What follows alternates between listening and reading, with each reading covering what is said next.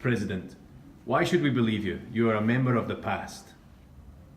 Richard, I can call you Richard, right? Those who want to live in the past should stay in the past. Those who want to move ahead should seize the future and come with me. We should ask ourselves, the important things we should ask ourselves is that why are other countries moving forward? Why are their economies improving?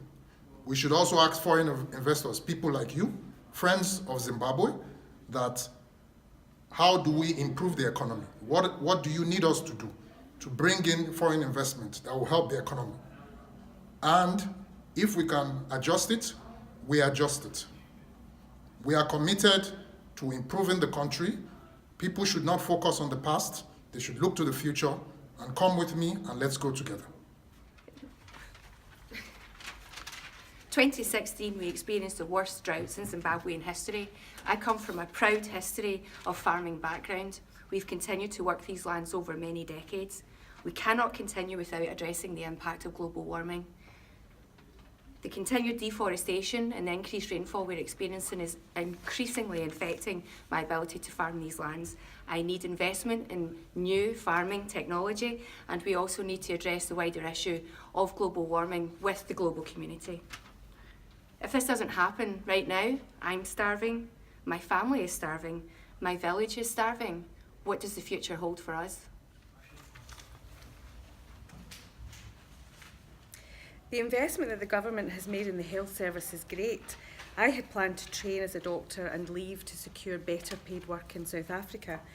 But now the conditions have improved, I'm planning to stay and to work here in Zimbabwe where I can help my fellow Zimbabweans and support the health service here. I really think it's all going the right way for us.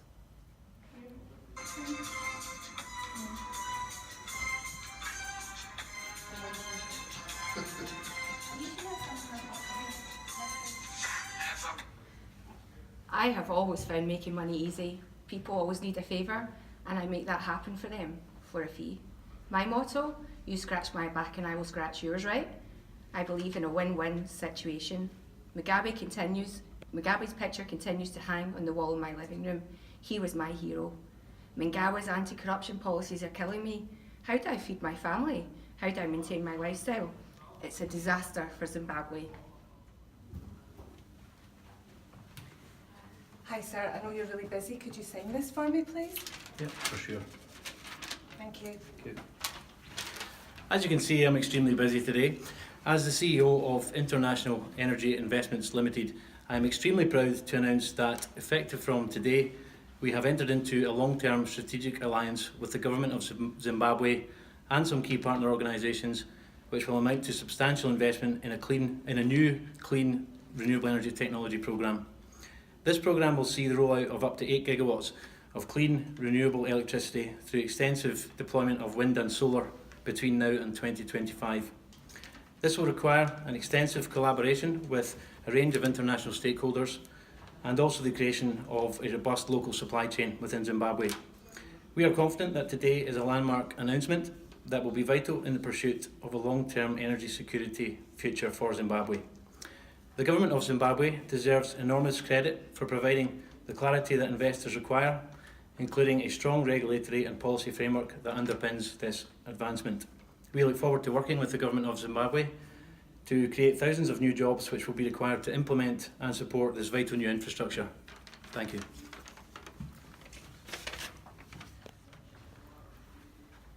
Global warming is threatening to undo much of the positive progression that's been made in the health service. People are starving and malnourished, making them now vulnerable to all the diseases that we've been trying to eradicate. With the low immune systems, we'll not be able to achieve our targets to increase access to healthcare and reduce contagious diseases if this continues. I mean, this one, she's going to die.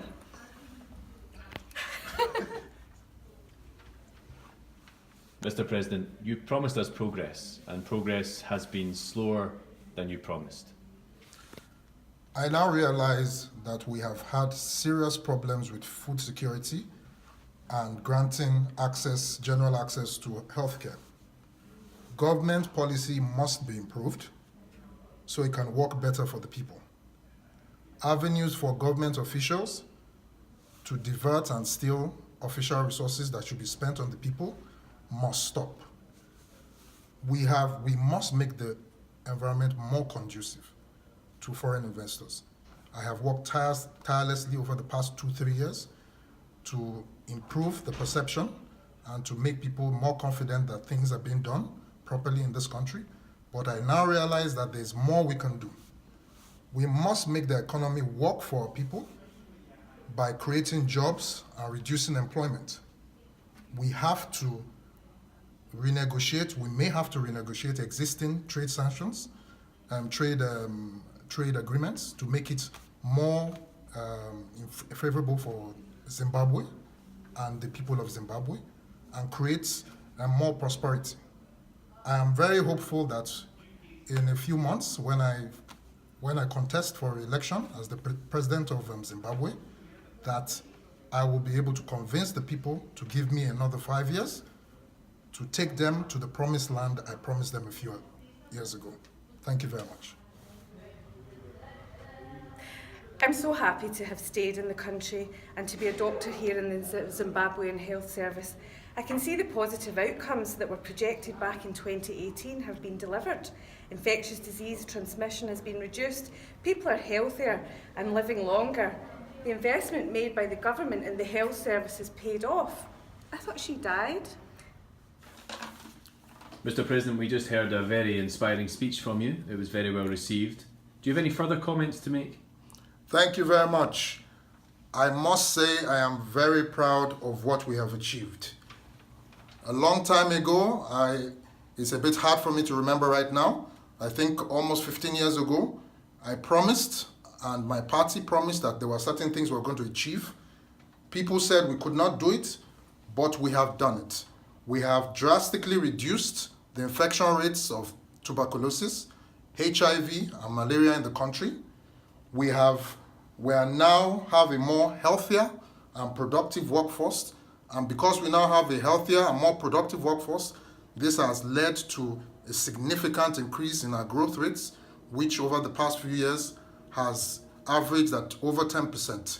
I am very happy that Zimbabweans, through their patience and through their belief in me, have taken us to this point. So this is not just a victory for myself alone, this is a victory for all of Zimbabwe. Thank you very much. In the last 10 years, I've seen and felt a journey of change in this country. We're farmers, and in 2018, the land was derelict. There were no irrigation facilities. We were starving, and my family was full of disease. We lost my grandmother because we couldn't get treatment on time.